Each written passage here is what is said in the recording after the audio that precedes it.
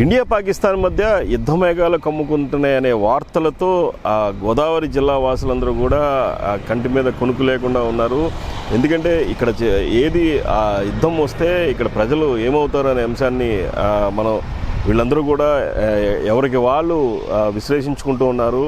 మన పహల్గాం జిల్లాలో జరిగినటువంటి దాడిలో 7 ఉగ్రవాదులు ఉన్నట్లుగా ఇంటెలిజెన్స్ వర్గాలు ఇప్పటికే కూడా తెలిసినాయి. 5 నుంచి 7 ఉన్నారని చెప్పేసి ఇప్పటికే కూడా చెబుతున్నారు. ఈ నేపథ్యంలో ఏదైతే ఎల్ఓసి బోర్డర్ని సమీపిస్తున్న ఉగ్రవాదులందరూ కూడా ఆ ఎల్ఓసి నుంచి తప్పించుకొని పాక్కి చేరుకునే అవకాశాలు ఉన్నాయనే సమాచారంతో ఆ ప్రాంతం అంతా కూడా జల్లెడ పడుతున్నారు మన భారత ఆర్మీ బృందం అంతా కూడా. ఈ ఆర్మీ సభ్యులందరూ కూడా స్నిప్పర్ డాగ్స్ను కూడా ఉపయోగిస్తున్నారు. డ్రోన్ల ద్వారా వారి మూమెంట్ని తెలుసుకుంటున్నారు.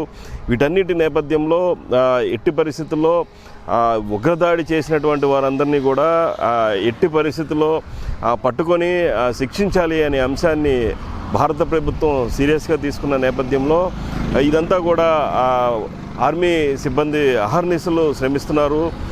వారి మూమెంట్ ఎప్పటికప్పుడు తెలుసుకొని వారిని అరెస్ట్ చేసి శిక్షించాలని చెప్పేసి కూడా చూస్తున్నారు.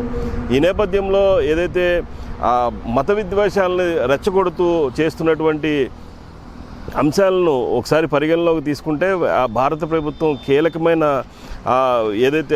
కీలకమైన విషయాన్ని ఒకటి చెప్పింది. ఇప్పటి వరకు కూడా కొన్ని ఛానల్స్ కావచ్చు, యూట్యూబ్ ఛానల్స్ కావచ్చు, ఇవన్నీ కూడా సోషల్ మీడియాలో ఎక్కువగా మత విద్వేషాలను రెచ్చగొడుతూ ఆర్టికల్స్ వస్తున్నాయనే నేపథ్యంలో సుమారు 16 యూట్యూబ్ ఛానల్స్ని కేంద్ర ప్రభుత్వం ఇప్పటికే నిషేధం విధించింది.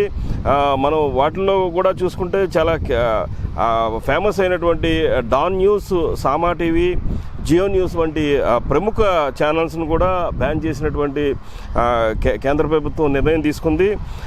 మరి ముఖ్యంగా చూసుకోవచ్చు, ఎట్టి పరిస్థితుల్లో ఇవన్నీ కూడా మత విద్వేషాలను రెచ్చగొట్టే విధంగా ఉన్నాయని చెప్పేసి చెప్తున్నారు. మనం వరుసగా చూసుకుంటే Dawn news, Irshad Bharti, Samaa TV, ARY news, BOL news, Raftaar, the Pakistan reference, Geo news, Samaa, Geo news means GEO news, Samaa sports, GNN, Uzair cricket, Umar Cheema exclusive, అలాగే ఆస్మా షిరాజీ, సునో న్యూస్ HD, రాజీనామా,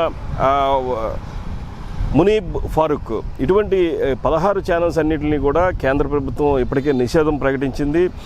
ఎట్టి పరిస్థితుల్లో ఈ ఛానల్స్లో వచ్చినటువంటి అంశాలని చూసి మత విద్వేషాలు రెచ్చగొట్టే విధంగా ఉన్నాయని చెప్పేసి ఆ కంటెంట్ ఏదైతే ఉందో వాటన్నింటినీ కూడా రిమూవ్ చేయమని కూడా కేంద్ర ప్రభుత్వం వారికి ఆదేశాలు కూడా ఇచ్చారు. ఈ నేపథ్యంలో మనం చూసుకోవచ్చు, ఎక్కడా కూడా మత విద్వేషాలు రెచ్చగొట్టకుండా భారతీయులందరూ కూడా సంయమనం పాటించాలి. ఎట్టి పరిస్థితుల్లో కేంద్ర ప్రభుత్వం తీవ్రంగా శ్రమిస్తుంది. ఎక్కడా కూడా భారతీయులకు మరొకసారి ఇటువంటి ప్రమాదం జరగకుండా అన్ని ప్రాంతాల్లో కూడా చిన్న పిలిగ్రమ్ సెంటర్స్లో కూడా చాలా కీలకంగా ఏదైతే రక్షణ చర్యలు చేపట్టింది. ఈ నేపథ్యంలో మనం చూసుకోవచ్చు, ఎక్కడైనా సరే తీవ్రవాదుల దాడి జరిగితే ఎలా ఎదుర్కోవాలని కొన్ని మాక్ డ్రిల్స్ కూడా చేసిన సందర్భం మనం చూసుకోవచ్చు. కొన్ని తీర్థయాత్ర ప్రాంతాల్లో వాటన్నిటిని కూడా ప్రభుత్వం, ఆర్మీ వీళ్ళందరూ కూడా ప్రజలను అవేర్ చేస్తున్నారు. నిజంగా ఒక ఉగ్రదాడి జరిగితే ఏం చేయాలి అనే అంశాన్నిపై కూడా వారికి ఎక్కువగా కూడా అవేర్ చేస్తున్నారు.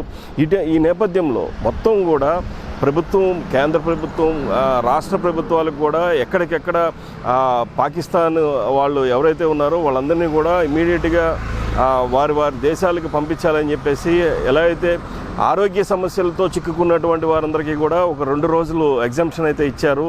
ఇక ఏదైతే అనుమతి లేకుండా ఉంటున్నారో వారందరినీ పై కూడా కఠిన చర్యలు తీసుకోవాలని చెప్పేసి ఇప్పటికీ కేంద్ర ప్రభుత్వం ఆదేశాలు జారీ చేసింది. ఈ నేపథ్యంలోనే మొత్తం మనం చూసుకుంటే ఖచ్చితంగా భారత ప్రభుత్వం ఉగ్రవాదుల్ని పట్టుకొని ఎట్టి పరిస్థితుల్లో శిక్షించడానికి అన్ని చర్యలు చేస్తున్నట్లు మనకు తెలుస్తుంది. ఇదే పరిస్థితి మరి కొనసాగి కొనసాగితే రానున్న రోజుల్లో యుద్ధం వచ్చే పరిస్థితి ఉందని చెప్పేసి కొన్ని వర్గాలు హెచ్చరిస్తున్న నేపథ్యంలో ఎటువంటి సిచ్యువేషన్ అయినా సరే, ఎందుకంటే భారతీయుల్ని చంపేస్తే మేము చూస్తూ ఊరుకోవాలా అనే ఆ ప్రశ్న అయితే మాత్రం ప్రపంచ దేశాలన్నింటికీ కూడా భారత్ చాలా నిర్బంధంగా చెప్పగలిగింది. వారికి ఈ అంశంపై ఖచ్చితంగా మీరందరూ కూడా సపోర్ట్ చేయాలని చెప్పేసి అంటున్నారు. అలాగే చాలా దేశాలు ఇండియాకి కూడా సపోర్ట్ చేస్తున్నాయి. మరి చూడాలి కేంద్ర ప్రభుత్వం ఏ అంశాలని మనం పట్టుకొని ఎదురుగా తీసుకువెళ్తుంది. ఎట్టి పరిస్థితుల్లో భారత ప్రతిష్టను పైకి ఎగరేసే విధంగానే భారత ప్రభుత్వ చర్యలు ఉంటాయని చెప్పేసి ప్రతి భారతీయుడు కూడా ఎదురు చూస్తున్నాడు. ఈ నేపథ్యంలోనే గోదావరి జిల్లాల్లో కూడా పూర్తిగా ఈ ఉగ్రదాడిని నిశితంగా పరిశీలిస్తూ ఎవరికి వారు అంచనాలు వేసుకుంటున్నారు. యుద్ధం వస్తే ఏంటి సిచ్యువేషన్ అనే అంశాన్ని. అయితే ఆ పరిస్థితి రాదు అని చాలామంది కూడా చెబుతున్నారు. ఇప్పటికీ పాకిస్తాన్ ఏదైతే భారత ప్రభుత్వానికి తలొగ్గిందనే కొన్ని వార్తలు వస్తున్న నేపథ్యంలో ఇటువంటి పరిస్థితి వస్తే కనుక చాలా ఈజీగా ఓవర్కమ్ అవ్వచ్చు యుద్ధం రాకుండా అని చెప్పేసి విశ్లేషించుకుంటున్నారు. ఇది ఇక్కడ పరిస్థితి. కెమెరా పర్సన్ ధర్మేంద్రతో మోహన్, రాజ్ న్యూస్.